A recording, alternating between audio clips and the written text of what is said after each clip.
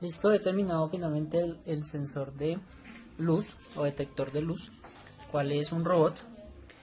Este robot va a tener dos resistencias, dos fotoresistencias que detectan la luz y con base al divisor de voltaje nos va a variar el voltaje a la salida, es decir, en los motores. Entonces, dependiendo de detecte la luz, va a seguirla y va a andar el motor que es.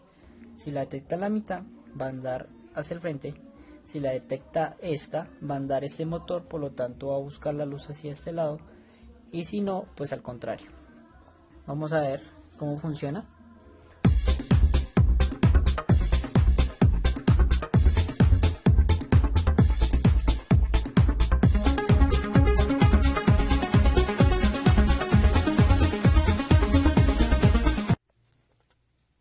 Este es el sensor de tensión de luz, el cual, ese es el diagrama.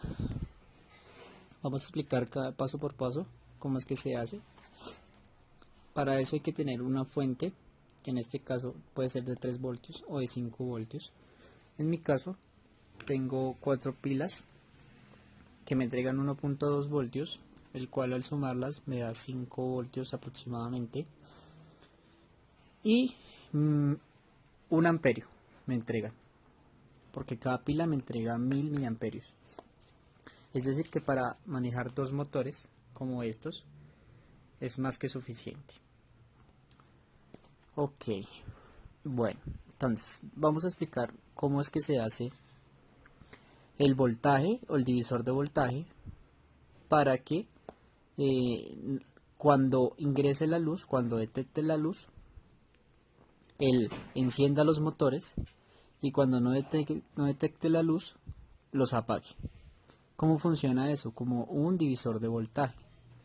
En este caso, tenemos una resistencia de 100K, de 1K, un LDR o una fotoresistencia que midiéndola, en mi caso, me da 47.000 ohmios. Y pues aparte una resistencia para el LED que es de 330 ohmios, dos transistores 2N2222 NPN y un motor puede ser de 3 voltios DC o en este caso para que pueda andar el carro dos motorreductores que funcionan perfectamente con 5 voltios. La configuración modo divisor de voltaje, está la fórmula. Tenemos VIN, que es la entrada de voltaje, lo multiplicamos por la resistencia en la cual la cual pasa, es decir, la 2, R2, que es esta, la LDR, y lo dividimos en la suma de las dos resistencias para saber qué voltaje sale acá.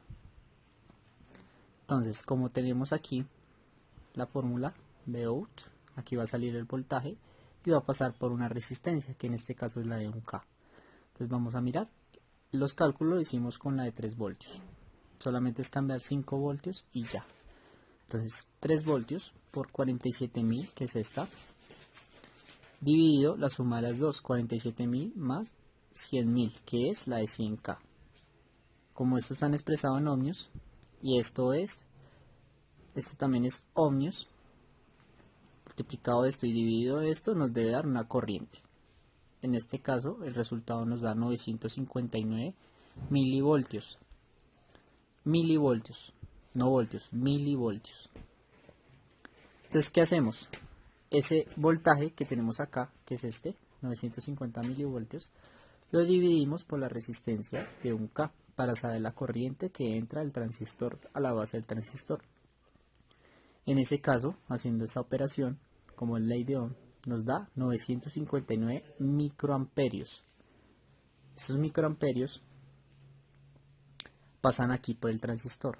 ¿Qué pasa? Que cuando el transistor entra una corriente pequeña por su base, entra en saturación, es decir que esta parte se va a unir y va a dejar pasar o dejar ver la tierra para que se prenda el LED. Como sabemos, esta resistencia es para que no se dañe el LED, es de 330 ohmios. Entonces, como pasa aquí la corriente, es decir, pasa el flujo de corriente por acá, tenemos que sumar la corriente que viene de acá más la corriente que pasa por acá para saber que es la corriente que pasa por el LED. ¿Cómo hacemos eso?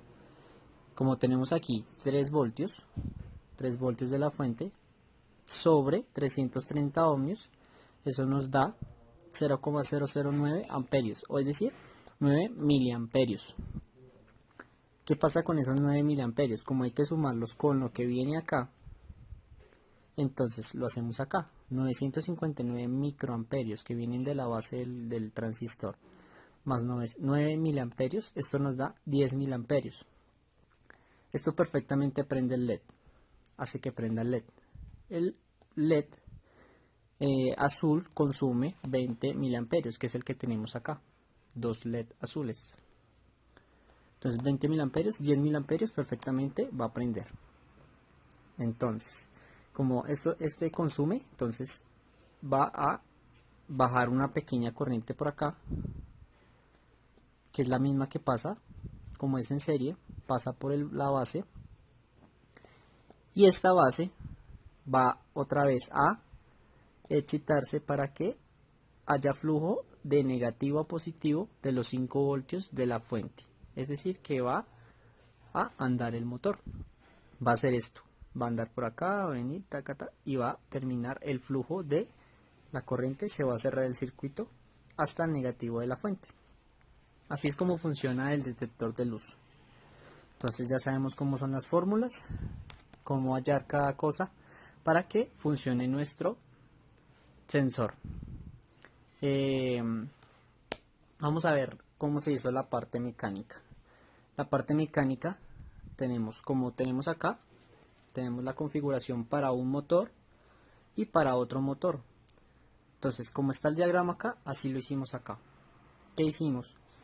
Esto tiene mecánica inversa, es decir, que esta fotorresistencia de la derecha va a manejar el motor de la izquierda, y esta de la izquierda, fotorresistencia de la izquierda que tenemos acá en este costado, va a manejar el motor de la derecha. ¿Para qué? Para que cuando tengamos luz por este lado, el motor va a ir a buscar la luz. Lo mismo por este lado. Listo. Configuramos acá en serie las pilas para que nos entregaran 5 voltios. Lo conectamos al bus positivo, negativo, y pues los cables como tenemos acá en el diagrama. ¿Qué hicimos para la fotorresistencia? Sacamos los 2 cables, los soldamos a la fotorresistencia y los mandamos a la parte frontal del carro, cada uno a una esquina para que pueda funcionar, para que cuando le pongamos luz en la mitad anden los dos, pero si le pongamos una luz a la derecha no vaya a interferir la de la izquierda. Entonces así quedaría el carro. Ok, entonces ya sería solamente comprobar que funcione. Bueno, funcionan los LEDs.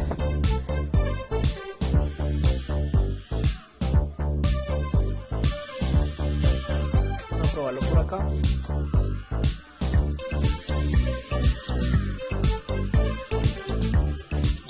Dependiendo de la luz, él me sigue. Cuando estoy enfocando con el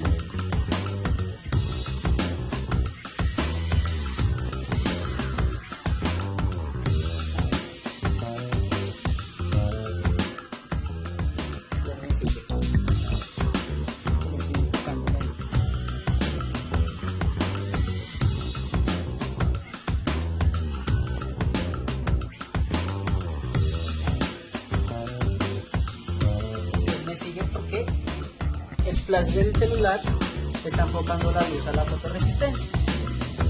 Listo, eso sería todo. Gracias.